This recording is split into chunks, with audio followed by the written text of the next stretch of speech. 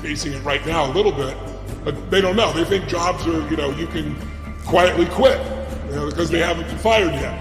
Yeah. But now you're seeing thousands of jobs start to disappear just in the tech business alone, and this generation doesn't know what that means. They think they can just dictate and they can have food on command and wine at lunch and things like that. If they're in the tech business, all that shit's gonna go away when the economy really tightens, and it's gonna happen. So to me, the focus is, how do you get stronger? It's like, oh, I'm worried about inflation. Okay, well, inflation's, let's call it 7 or 8% overall. All you gotta do is be 10% more effective, more productive. You can certainly be 50%, 100%. Can someone make, Jim Rohn used to say to me, can someone make twice as much money in the same time? Yeah, 10 times, yeah, 50 times, yeah. How? You have to become more valuable. You have to not say what I want, you gotta say, what does the world need? And I gotta retool myself to help meet those needs. And if you focus on adding value, doing more for others than anybody else in anything, you'll become one of the masters in that area. And when you're really great in that area, you build a brand. And when you build a brand, people come looking for you. You don't have to go looking for them. And you're gonna grow during whatever season you're in. They were asking Warren Buffett the other day, what do we do? What's your advice about inflation? And he said, don't worry about inflation, invest in you. Work on you. When I first interviewed him, I asked him what the greatest investment he ever made. I thought he was gonna say Geico or Coca-Cola. And he goes, it was what you do, he said. I said, well, I do a lot of things. He goes, Dale Carnegie. I went to Dale Carnegie. I learned how to communicate effectively. All my ideas would have died on my lips. I wouldn't be who I was if I hadn't learned how to do that. And he said, invest in yourself, because if you can be the best lawyer or the best doctor or the best writer or the best whatever, it doesn't matter what happens to the valuation of the dollar, you're gonna get plenty of whatever that thing is, and you're gonna dominate in the marketplace. So I think it's time for people to retool. Instead of being fearful, it's like move forward. So we all know people that have been through hell and back, where all hell's breaking loose, and they're unshakable. And it doesn't mean they don't feel anything. It's like they stay in the center of it, and they figure out how to take advantage of the problem.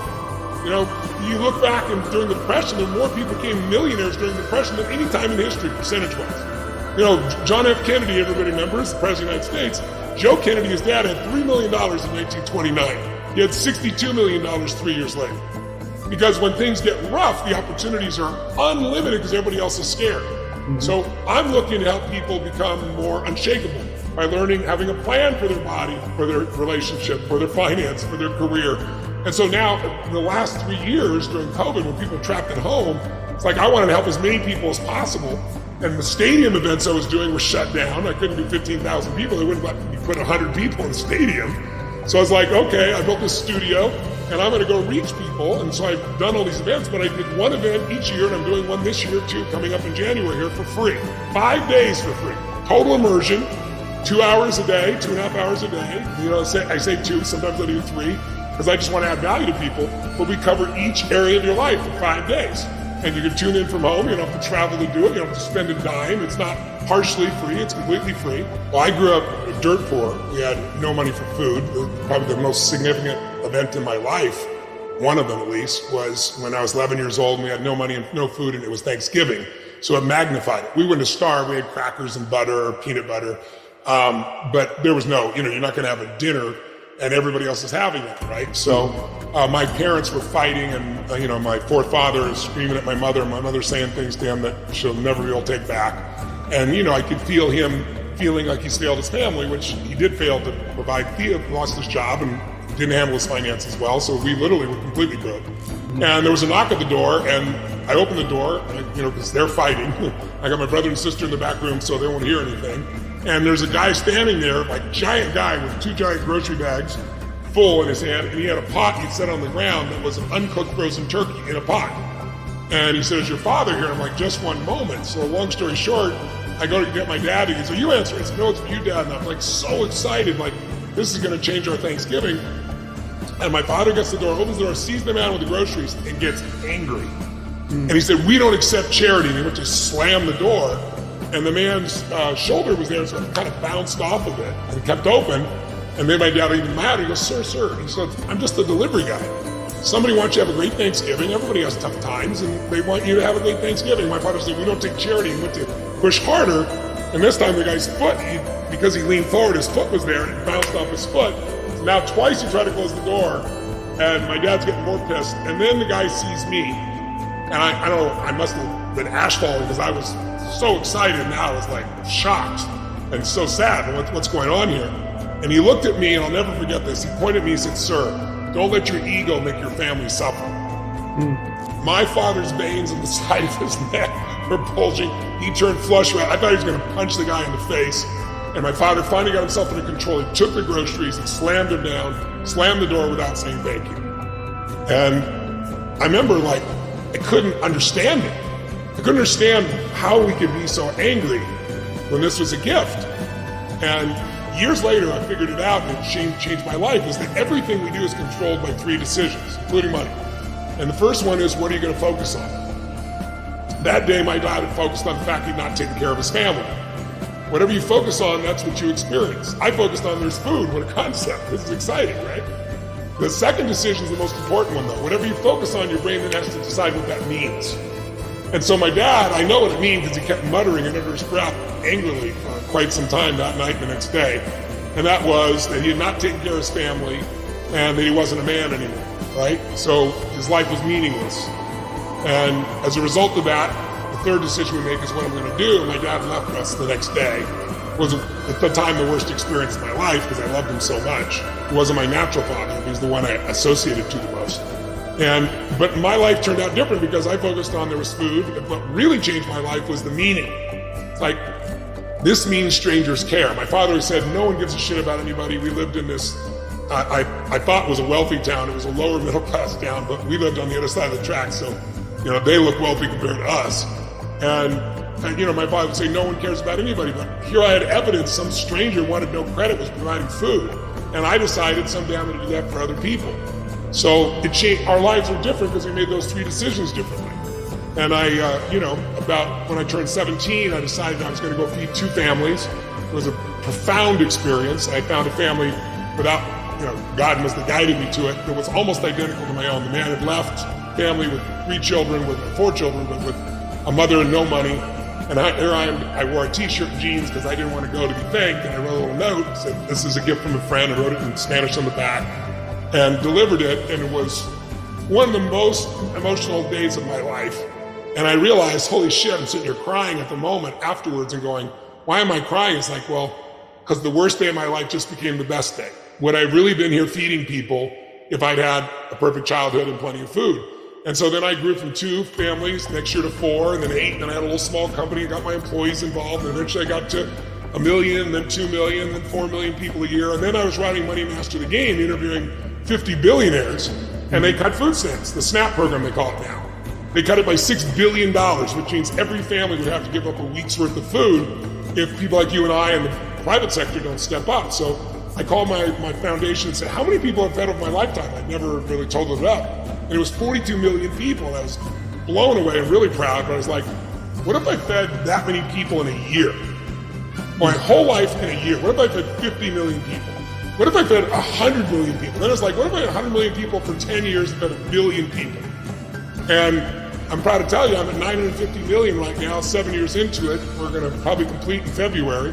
And now the problem is bigger because of the Ukraine war, because of COVID, where they shut down all the travel. So in African countries, they've had no tourism, they have no money. And there are 45 countries on the verge of famine. And half of our food comes from fertilizer, and the WF doesn't want people using fertilizer. And it's not available because it's in Russia. So I'm already starting a 100 billion meal challenge. I raised 6 billion meals in the first week, more than my whole life. And I'm right now have a group that we've negotiated with us delivering fertilizer that will produce 50 billion meals.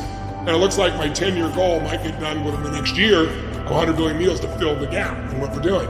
So it's a long way of saying you can go from where you are to where you want to be, but you have to change your association. So I initially thought, I'm going to make a lot of money so my future family doesn't, have that challenge. But I'm going to do it in a way that adds value to people. I'm going to do it in a way that is worth tenfold when anybody pays me, And so I focused on that.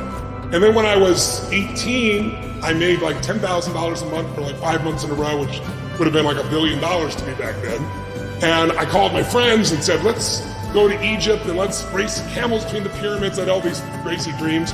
And instead of getting love, I got rejection. Easy for you. Oh yeah, now you're rich. So I'm not rich, but I'm making some good money. I'm not asking you to pay for it, I'll pay for it. And I got pain, and I'm a love bug. So what did I do? My brain sabotaged. I lost everything financially. I went totally broke. I moved into 400 square foot bachelor apartments in Venice. I started feeling sorry for myself. And I hit rock bottom, thank God, at one point. And there was a point in which I was 38 pounds heavier. I was so frustrated with my life and totally broke that I shifted myself because I hit rock bottom. As I started realizing who I am as a man, spiritually, emotionally, physically, financially, every way. It was so far more than what I was living. And so it challenged me. So I went on this run. I'll never forget. I said, I'm going to run till I spit up blood.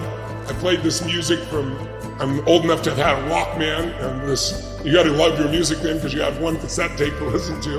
There's a group called Heart, and I ran to this music, and I came back and I wrote everything in my life was going to change. And I was like, if I could be smarter, should I? Yes. If I could be more generous, should I? Yes. If I could grow emotionally, should I? Yes. So if I grow financially, should I? Of course the answer is yes. Why would it be different than anything else? Because I was like, you're not spiritual if you're financial. And then I made $1 million the next year, from 38,000 to $1 million, because I just focused on adding value, changed everything, my body, my mind, everything. And then I made the same amount of money for like 6 straight years, even though I was building new companies, helping more people, because somewhere in my mind, more than $1 million a year, you're a selfish F, you know, what the hell's wrong with you? But truthfully, I was living at the Ramada Inn, my maid was living at the Del Mar Castle I owned, she was having a good time in my jacuzzi and my sauna, I'm on the road the whole time doing things. And then one day I was like, okay, if I could go from 38,000 to $1 million, I should be able to go from 1 to 4 million, and how am I gonna do it? And what really pushed me was I was about to have a son. I was like, okay, I need something that's gonna push me. So I was living in San Diego, and I said, if I can feed all the people in this community, there's a man named Brother Benno there who used to make all these goods for the homeless. I said, what would it take to feed everybody in San Diego County? And so he would put a plan together, and it was about $3.5 million, which to me would sound like $1 billion then. And sure enough, I made $4 million the next year and funded it, and that was when I was 29, I think 30 years old, so 30-something years ago. And there's now 5 centers. Brother Benno's passed away. It's still the #1 feeding organization in San Diego, and I funded the initial piece out of it. So the game starts to grow. And then now, you know, I got to a stage in my life that hopefully some of your viewers will get to at some stage, where money is not a question, and even the goals, it's like I love serving people and everything else like that I love, but like what's gonna really get me going? And that's when I started setting these philanthropy goals. I want to feed 1 billion people. I'm lucky enough to have my own plane, so it burns 3,000 trees a year. I'm planting 100 million trees. I've done 71 billion already. You know, I saw what's happening with the subject no one wants to talk about, which is sexual slavery of our children and trafficking. I have huge goals now. And I do well financially, primarily, to fund the things that I do that really, I feel really matter in those areas that affect the body, the mind, the emotions of people I don't even know. And it's the most fulfilling thing of all outside my own family. So it's about changing what you link pain and pleasure to. And I began with pain to not having money, to pain having money, to F all that. I need to do what's right. I'm not gonna let somebody else condition me. I'm going to do what's right, and what's right is to grow spiritually, mentally, emotionally, physically, and financially. And so, at this stage, obviously, that's an area of my life that we've done well in, and I continue to teach people how to do well in that area as well. That's one of the subjects. When you look at your life, you go, what are the areas that affect you most?